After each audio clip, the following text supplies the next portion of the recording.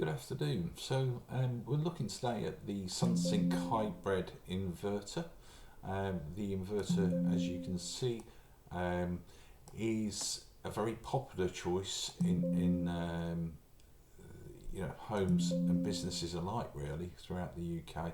And I thought I'd just go through some of the steps so that potential customers can really have a look at how these inverters work and find out more about the simplicity of them, as opposed to the technical versions that we see quite a lot of online. So just looking at the first page here, you can see the total power that's been generated, and we can see again what it's done today so far, how much we've produced, and we can see in real time here what we've got coming in from the solar panels, the state of charge for the battery 100%, and we can see what the load is for the house, how much electricity the house is using, and we can also see the grid, which will have a bleed of 20 watts, which is very little electricity in real terms, just enough to show that it's there. And we can see down the bottom here what we've got going on, how much we've consumed from the grid, exported to the grid, and how much we've been charging our battery. Really important, you can see no export, we're using everything that we generate, and the consumption there, again, we're not consuming anything from the grid. Just starting here, we can see at 12 o'clock last night the battery started out, it was quite flat, it's down to 20%, which is normal, and then we did a bit of grid charging overnight on cheap rate from Octopus, so a big shout out for them. 10 pence a kilowatt hour is great.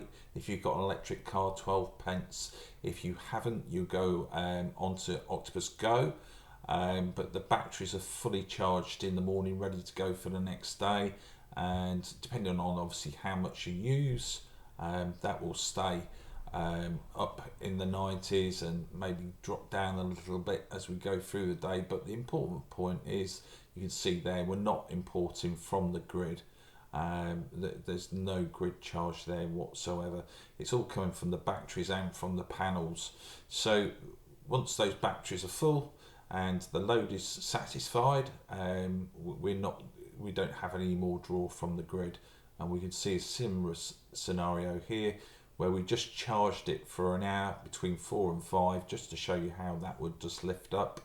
And again, you can see that it's jumped up a little bit, and then we've started using it, and you can schedule this at any time. So you can schedule from 11:30, 12:30 at night till 2 in the morning, 3 in the morning, 5 in the morning, 7 in the morning, and start the day with a full battery. Or like me, you can see what I've done here is just turned it off and put a bit of a charge in there, and then we've run through to kind of 11 o'clock when the light's strong enough and we've started generating. This is winter time, and you can see the battery is charged there very quickly in around about an hour and a half, and we're up to 100%.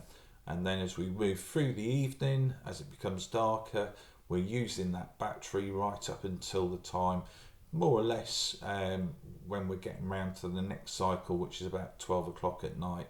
So a lot of in fact all of our electricity in this day has come from the panels or the battery, which and we haven't imported any of that nasty electricity from the grid that could cost up to 70 pence a kilowatt hour at the moment. So it's very efficient, and this cycle runs ongoing. Here we can see some more information about the equipment that we have on site, historic data, faults, is there any issues? If there is, then we'll get a message to our phone system and also to our mobiles, and just let us know that something's not right, and we can remedy that actually without even touching your house most of the time. We wouldn't need to come, we would just do it remotely from our desktop. And this is the information that we can see. So we've got a whole lot of information there that tells us how things are running, how the battery's doing, state of health for the battery, state of charge for the battery, without even like getting to the site. So it's really kind of highly configurable, and we can see lots of good data, which gives us the peace of mind that everything's working as it should do. I think Sunsynk is one of the best systems that I've certainly installed, and I've been doing this since 2011, and it's the most configurable, it's the most reliable. There's so many different things you can do with it. You can add on, let's say, a generator if you wanted to, or even a small wind turbine you could add to this inverter, and it would still be able to manage up to 7,000 DC watts. So please don't think that 3.6 is the size of the system. It's not. It can take up to 7 kilowatts of DC energy into this inverter, and manage that energy well. Okay, so just looking at this data here, we can see that what we've got is just again backing up the grid information. This is what we've drawn in from the grid, and you can see there we've started to do night charging at around about 11:30, which is correct for the Octopus, intelligent Octopus, which I use, and that will charge my Tesla, and it will charge the battery in the house as well. And this is what we do at our level. So we will look at how best can we configure the system for your needs, and quite a lot of the time it's pretty much the same. So you have 0 export set, so you're not exporting anything to the grid. It's only 4p a kilowatt hour, so most people don't bother. In fact, 99% don't bother, and you can use all your self-use electricity, and that is priority for load. So the load is what the house uses in electrical terms.